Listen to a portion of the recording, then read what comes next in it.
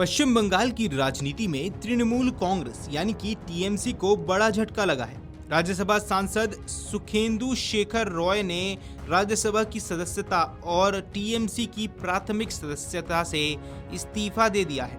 इस्तीफा देते हुए उन्होंने पार्टी नेतृत्व पर गंभीर आरोप लगाए और हाल ही में हुए पश्चिम बंगाल विधानसभा चुनाव में टीएमसी की हार को 15 वर्षों के कथित अराजक शासन का परिणाम बताया। अपने इस्तीफे में उन्होंने कहा कि राज्य की जनता ने पहली बार भारतीय जनता पार्टी यानी भाजपा को भारी जनादेश देकर टीएमसी के 15 साल के शासन को समाप्त करने का फैसला किया।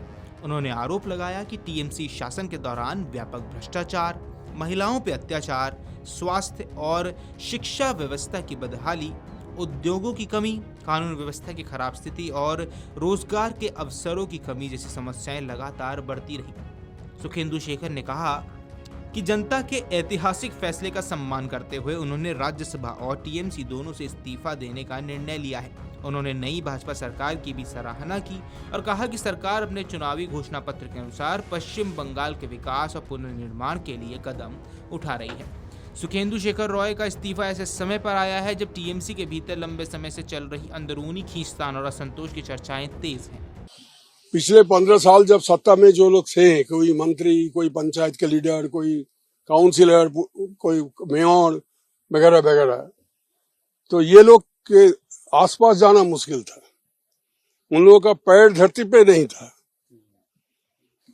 तो आम जो हमारे ये वर्कर्स है, उनका बात सोचिए, जिन्होंने अपना खून और पसीना दे के पार्टी को मजबूत किया। बरसों से उन्होंने लड़ाई किया वाम मोर्चा के खिलाफ। वो लोग पीछे चले गए। दलाल लोग, चोर, डकैत, रेपिस्ट, ये लोग सब सामने आ गया। अभी तो सब निकल रहा है ना, टीवी पर दिखाई दे रहा है।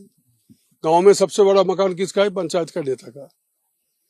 वहां स्विमिंग पूल भी है, विदेशी पंछी भी है, चिड़िया भी है, वगैरह वगैरह। मैं उसमें नहीं जाना चाहता हूँ ज्यादा। आप लोग देखें, सबके सामने है।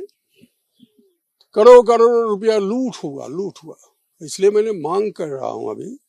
अभी तो मैं आम जानता हूँ, मैं मांग कर सकता हूँ नई सरकार के पास कि जो पिछले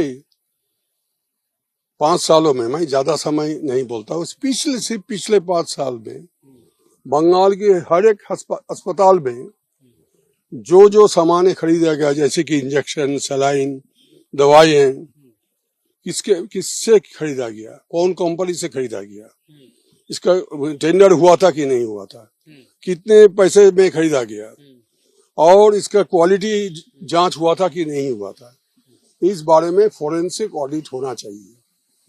आरजीकर में जो हुआ था उसका असर देखिए, सिर्फ आरजीकर के लिए नहीं था।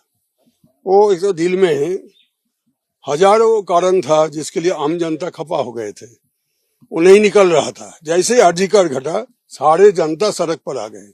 जो लोग जिंदगी में कोई जुलूस में नहीं गए, कोई आम सभा में नहीं गए, कोई पॉलिटिक्स के साथ जिनका कोई नाता नहीं है, वो लोग भी सारी रात, डॉक्टर लोग भी सारी रात सड़क पर रहे। 1 दिन नहीं, 4 दिन नहीं, 5 दिन नहीं, हफ्तों भर, 10 दिन, 15 दिन। और इसका असर सारा हिंदुस्तान में पड़ा, सारा दुनिया में पड़ा। दुनिया में जहां भी हमारे प्रवासी भारतीय हैं, वो लोग भी वीकेंड में प्रदर्शन किया। उस समय भी जो हमारे नेता लोग हैं, प्रशासक थे, अभी तो मैं पार्टी से बाहर हूँ, हमारा पार्टी का जो, हम जब पार्टी में थे उस समय वो लोग जो थे, कोई इसका विचार विमर्श कुछ नहीं किया गया। इतना क्योंकि उसका पावर मस्तिष्क माथे पे अंदर चला गया कि हमको कोई कुछ करने वाला नहीं है दुनिया में। अरे भाई, आम जनता ने तुमको चुन के भेजा है, जिन्होंने भेजा है उन्होंने तुमको नीचे गिरा दिया। अब देखो कैसे गिराया। राजनीतिक गलियारों में ये भी अटकलें हैं कि पार्टी के कई सांसद और विधायक नेतृत्व से नाराज चल रहे हैं। राज्यसभा सांसद पद और टीएमसी की प्राथमिक सदस्यता से इस्तीफा देने के बाद सुखेंदु शेखर रॉय ने आरजीकर हत्याकांड और दुष्कर्म की घटना पर कहा, सत्ता का नशा उनके सिर पर इस हद तक चढ़ गया था कि उन्हें लगता था कि दुनिया में कोई उन्हें छू नहीं सकता। इस बीच पार्टी से निष्कासित विधायक ऋतव्रत बनर्जी ने नेतृत्व में बगावत की खबरें सामने आई हैं। बताया जा रहा है कि उनके गुट को 58 विधायकों का समर्थन प्राप्त है और इस गुट ने हाल ही के दिनों में पार्टी नेतृत्व विशेषकर अभिषेक बनर्जी की कार्यशैली पर सवाल उठाए हैं। अब विधानसभा चुनाव में पार्टी की हार के लिए उन्हें जिम्मेदार भी ठहराया है। सुखेंदु शेखर रॉय के इस्तीफे को टीएमसी के लिए बड़ा राजनीतिक झटका माना जा रहा है। इससे पार्टी के भीतर बढ़ते असंतोष और संभावित टूट की अटकलों को और ज्यादा बल मिला है। अगर आप ये वीडियो YouTube पर देख रहे हैं तो हमारे चैनल को सब्सक्राइब कर बेल आइकन दबाएं और Facebook पर देख रहे हैं तो हमारे पेज को लाइक करें।